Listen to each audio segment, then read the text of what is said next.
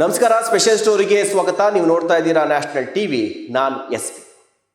2 ಆನೆಗಳ ಕಾದಾಟದಲ್ಲಿ ಒಬ್ಬ ಪ್ರವಾಸಿ ಮಹಿಳೆ ಸಾವನ್ನಪ್ಪಿರುವಂಥ ಈ ಫುಟೇಜ್, ಕೊಡಗಿನ ದುಬಾರೆ ಆನೆ ಶಿಬಿರದ ಫುಟೇಜನ್ನು ಈಗ ಆಲ್ರೆಡಿ ನೀವು ಸೋಷಿಯಲ್ ಮೀಡಿಯಾದಲ್ಲಿ ನೋಡಿರ್ತೀರಾ. ಆದರೆ ಒಂದು ಸಾವಾಗಿದೆ, ಅವರ ಆತ್ಮಕ್ಕೆ ಶಾಂತಿ ಸಿಗಲಿ, ಮತ್ತೆ ಈ ರೀತಿಯಾದಂಥ ಘಟನೆ ಆಗದೇ ಇರಲಿ ಅಂತೇಳಿ ನಾವು ಆ ದೇವರಲ್ಲಿ ಕೇಳ್ಕೊತೀವಿ.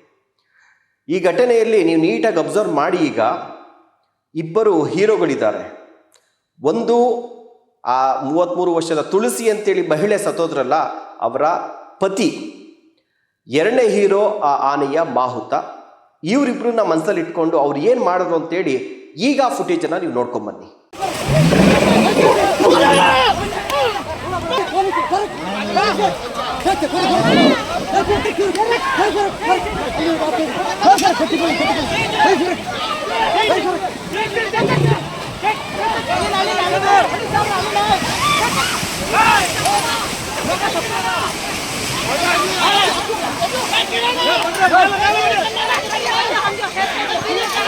ನೋಡಿದ್ರಲ್ಲ, ಈ ಘಟನೆ ಆಗಬಾರ್ದಾಯಿತು, ಆಗಿದೆ. ಈಗ ಸರ್ಕಾರ ಕೂಡ ಕ್ರಮವನ್ನು ಈಗ ಕೈಗೊಳ್ತಾ ಇದೆ. ಇನ್ನು ಮುಂದೆ ಯಾವುದೇ ರೀತಿಯಾಗಿ ಆನೆಗಳ ಬಳಿ ಸೆಲ್ಫಿಯನ್ನು ತೆಗೆದುಕೊಳ್ಳುವಂಥದ್ದಾಗಲಿ, ಆನೆಗೆ ಕಬ್ಬು, ಬೆಲ್ಲ, ಬಾಳೆಹಣ್ಣು ಕೊಡುವಂಥದ್ದಾಗಲಿ, ಆನೆಗಳ ಬಳಿ ಆಶೀರ್ವಾದವನ್ನು ತೆಗೆದುಕೊಳ್ಳೋದಕ್ಕೆ ಅಥವಾ ಫೋಟೋಗೆ ಫೋಸ್ ಕೊಡುವಂಥದ್ದಾಗಲಿ, ಆನೆಗಳ ಮೈ ತೊಳೆಯೋದಕ್ಕೆ ಹೋಗುವಂಥದ್ದಾಗಲಿ ಯಾವುದು ಕೂಡ ಮಾಡೋ ಹಾಗಿಲ್ಲ ಅನ್ನುವಂತಹ ಆದೇಶವನ್ನು ಈಗ ಆಲ್ರೆಡಿ ಅರಣ್ಯ ಇಲಾಖೆ ಹೊರಡಿಸಿದೆ. ಇದು ಒಳ್ಳೆಯ ಕ್ರಮ. ಯಾರಿಗೂ ಕೂಡ ಗೊತ್ತಿರಲಿಲ್ಲ ಈ ರೀತಿ ಆಗುತ್ತೆ ಅಂತೇಳಿ. ಆದಮೇಲೆ ಹೊಸ ಕಾನೂನು ಬರೋದಕ್ಕೆ ಸಾಧ್ಯ. ಇದನ್ನು ನಾವು ಕೂಡ ಸ್ವಾಗತವನ್ನು ಮಾಡ್ತೀವಿ. ಜನರು ಕೂಡ ಅದೇ ರೀತಿಯಾಗಿ ನಡ್ಕೊಳ್ಬೇಕು. ಒಂದು ನೋಡಿ, ಯಾವುದೇ ಪ್ರಾಣಿಗಳಿಗೆ ಹೋಲಿಸ್ಕೊಂಡಾಗ ಆನೆ ಬಹಳ ದಷ್ಟಪುಷ್ಟವಾದಂಥ ದೊಡ್ಡ ಪ್ರಾಣಿ. ಹಾಗೆ ಮನುಷ್ಯರಿಗೆ ತುಂಬ ಕನೆಕ್ಟ್ ಆಗುವಂಥ ಪ್ರಾಣಿ. ಮನುಷ್ಯರ ಜೊತೆ ತುಂಬ ಚೆನ್ನಾಗಿ ಅದು ಭಯ ಇದ್ರೂ ಕೂಡ ಜನರಿಗೆ ಸಾಕಿರೋ ಆನೆ ಅಂತ ಬಂದಾಗ ಮನುಷ್ಯರು ಕೂಡ ಅದು ಸಾಕಿರೋ ಆನೆ ತುಂಬ ಮೃದು ಸ್ವಭಾವದಲ್ಲಿ ಇರುತ್ತೆ ಅಂಥೇಳಿ, ಮಾವುತ ಬೇರೆ ಇರ್ತಾನೆ ಅಂಥೇಳಿ ಹತ್ರ ಹೋಗುವಂಥದ್ದು, ಫೋಟೋ ತೆಗೆಸ್ಕೊಂಡದ್ದು ಕಾಮ ನಾವು ನೀವೆಲ್ಲವೂ ಕೂಡ ಮಾಡ್ತೀವಿ. ಆದರೆ ಪ್ರಾಣಿನೇ. ಆನೆಗೆ ಮದ ಇದ್ದಂಥ ಸಂದರ್ಭದಲ್ಲಿ ಮಾವುತರನ್ನೇ ಸಾಯಿಸಿರುವಂಥ ಸಾಕಷ್ಟು ಪ್ರಕರಣಗಳಿದೆ.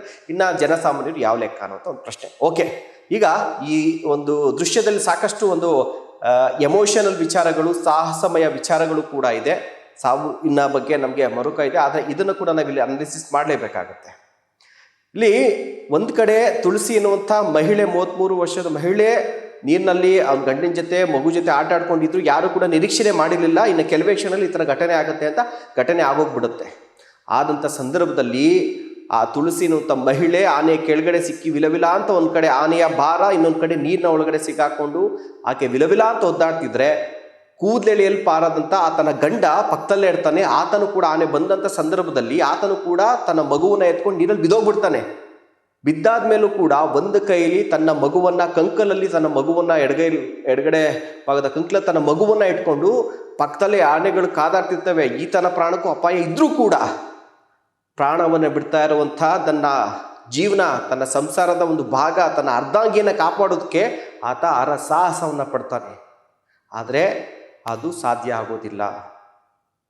ಒಬ್ಬ ಜವಾಬ್ದಾರಿ ಇರುವಂಥ ತಂದೆ ಅಥವಾ ಗಂಡ ತನ್ನ ಧರ್ಮಪತ್ನಿಗೆ ಅಥವಾ ತನ್ನ ಮಗುವಿನ ಪ್ರಾಣಕ್ಕೆ ಅಪಾಯ ಬಂತು ಅಂತಾಗ ತನ್ನ ಪ್ರಾಣವನ್ನೇ ಲೆಕ್ಕಿಸದೆ ಯಾವ ರಿಸ್ಕನ್ನು ಕೂಡ ತನ್ನ ಹೆಂಡತಿಗಾಗಿ, ತನ್ನ ಮಗುವಿಗಾಗಿ ತೆಗೆದುಕೊಳ್ಳೋದಕ್ಕೆ ಹಿಂದೆ ಮುಂದೆ ನೋಡೋದಿಲ್ಲ ಅನ್ನೋದಕ್ಕೆ ಇದೊಂದು ಬೆಸ್ಟ್ ಎಕ್ಸಾಂಪಲ್. ಒಂದು. ಇನ್ನು ಎರಡನೇದು ಆ ಆನೆಯ ಮಾವುತ. ಬಹುಶಃ ಬೇರೆ ಯಾರಾದರೂ ಮಾವುತರಾಗಿದ್ದರೆ, ತನ್ನ ಪ್ರಾಣದ ಮೇಲೆ ಭಯ ಇರುವಂಥವ್ರಾಗಿದ್ದರೆ, ಆ ಆನೆ ಏನಿದೆಯಲ್ಲ, ಆ ಆನೆ ಹೆಸರುಗಳು ಹೇಳ್ಬಿಡ್ತೀನಿ. ಕಂಚನ್ ಅಂತೇಳಿ ಆನೆ ಇದೆಯಲ್ಲ, ಇದು ತಿವಿದಂಥ ಆನೆ. ಯಾವ ಆನೆ? ಇನ್ನೊಂದು ಮಾರ್ತಾಂಡ ಅಂತೇಳಿ, ಇದು ಹಲ್ಲೆಗೊಳಗಾದಂಥ ಆನೆ. ಏನಿದೆ ಕಂಚನ್ ಆನೆ ಬಹಳ ಸ್ವಲ್ಪ ಅದು ರೂಡ್ ಬಿಹೇವಿಯರ್ ಇರೋವಂಥದ್ದು, ತುಂಬ ಕೋಪ ಇರೋವಂತಾನೆ. ಅದೇನು ಮದ ಏರಿತ್ತೋ ಏನಾಯಿತೋ, ಅದಕ್ಕೇನು ಕಿರಿಕಿರಿ ಆಯಿತೋ, ಅಥವಾ ಈ ಮಾರ್ತಾಂಡ ಆನೆ ಮೇಲೆ ಏನು ಕೋಪ ಆಯಿತೋ ಗೊತ್ತಿಲ್ಲ, ಎರಗ್ತು. ಆದರೆ ಆ ಸಂದರ್ಭದಲ್ಲಿ ಆನೆನ ಕಂಟ್ರೋಲ್ ಮಾಡೋಕ್ಕೆ ಆಗ್ತಾ ಇಲ್ಲ.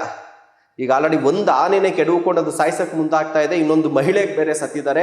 ಇವೆಲ್ಲವನ್ನ ನೋಡ್ತಿದ್ದಂಥ ಆ ಮಾಹುತನ ಹೆಸರು ನನಗೆ ಗೊತ್ತಿಲ್ಲ. ಮಾಹುತ ಆತನ ಮೇಲೆ ಎನಿ ಟೈಮ್ ಅಟ್ಯಾಕ್ ಮಾಡ್ಬೋದಾಗಿತ್ತು ಆ ಆನೆ. ಆದರೆ ಅದನ್ನು ಲೆಕ್ಕಿಸದೆ ಬೇರೆಯವರಾಗಿರೋ ನೀರಿಗೆ ಜಂಪ್ ಮಾಡಿಬಿಡ್ತಿದ್ರು.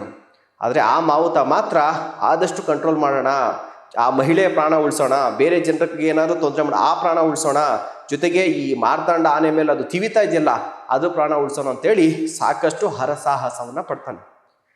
ಈ ಒಂದು ಸಾವಿನ ಈ ಒಂದು ಘಟನೆಯಲ್ಲಿ ಇಬ್ಬರು ಹೀರೋಗಳು ನಮ್ಮ ಕಣ್ಣಿಗೆ ಕಾಣಿಸ್ತಾರೆ. ಮೊದಲ ಹೀರೋ ಆ ಒಂದು ತಂದೆ ತನ್ನ ಮಗುವಿನ ಪ್ರಾಣವನ್ನು ಉಳಿಸಿ ತನ್ನ ಪ್ರಾಣವನ್ನು ಲೆಕ್ಕಿಸದೆ ಆ ಮಹಿಳೆಯ ಪ್ರಾಣ ಉಳಿಸಕ್ಕೆ ಹೋಗ್ತಾನೆ, ಆದರೆ ಪರಿಸ್ಥಿತಿ ಕೈ ಮೀರಿ ಹೋಗಿತ್ತು. ಇನ್ನು ಎರಡನೇದು ಆ ಮಾಹುತ. ನಿಜಕ್ಕೂ ಕೂಡ ಇವರಿಗೆ ಒಂದು ಬಿಗ್ ಥ್ಯಾಂಕ್ಸ್. ಅದ್ರ ಜೊತೆ ಇನ್ನೂ ಸಾಕಷ್ಟು ಜನ ಎಲ್ಲನೂ ಕೂಡ ಅಲ್ಲಿ ಟ್ರೈ ಮಾಡ್ತಾರೆ, ಬಟ್ ಆದರೆ ಏನು ಮಾಡುವಂಥ ಪರಿಸ್ಥಿತಿ ಇರಲಿಲ್ಲ. ಇನ್ನಾದರೂ ಕೂಡ ಮಕ್ಕಳಿಗೆ ವೆಕೇಷನ್ ಇದೆ, ಮಕ್ಕಳಿಗೆ ನೀರ ಹತ್ರ ಕರ್ಕೊಂಡು ಹೋಗೋಣ, ಪ್ರಾಣಿಗಳ ಹತ್ರ ಕರ್ಕೊಂಡು ಹೋಗೋಣ ಅನ್ನೋವಂಥವ್ರು ಸ್ವಲ್ಪ ಮುಂಜಾಗ್ರತೆ ವಹಿಸಿದ್ರೆ ಒಳ್ಳೆಯದು. ಸರ್ಕಾರ ಕೂಡ ಈಗ ಏನೊಂದು ಹೊಸ ರೂಲ್ಸನ್ನು ನಾಳೆಯಿಂದಲೇ ಜಾರಿಗೆ ಮಾಡ್ತಾ ಇದೆ, ಅದನ್ನು ನೀವು ಕೂಡ ಪಾಲಿಸಿ, ನಾವು ಕೂಡ ಪಾಲಿಸೋಣ ಅಂತ ಹೇಳ್ತಾ, ಈ ಮೃತಪಟ್ಟಂಥ ಮಹಿಳೆಗೆ ಸರ್ಕಾರದಿಂದ ಹೋಗಿರೋ ಪ್ರಾಣ ಅಂತೂ ಬರೋದಿಲ್ಲ, ಕನಿಷ್ಠ ಸರ್ಕಾರದಿಂದ ಒಂದೊಳ್ಳೆ ರೀತಿಯಾದಂಥ ಪರಿಹಾರವನ್ನು ಕೊಟ್ಟು ಆರ್ಥಿಕವಾಗಿ ಆ ಕುಟುಂಬಕ್ಕೆ, ಚೆನ್ನೈ ಮೂಲದ ಆ ಕುಟುಂಬಕ್ಕೆ ನೆರವಾಗಲಿ ಅಂತೇಳಿ ನಾವು ಕೂಡ ಕೇಳ್ಕೊತಾ ಇದ್ದೀವಿ. ನಮಸ್ಕಾರ.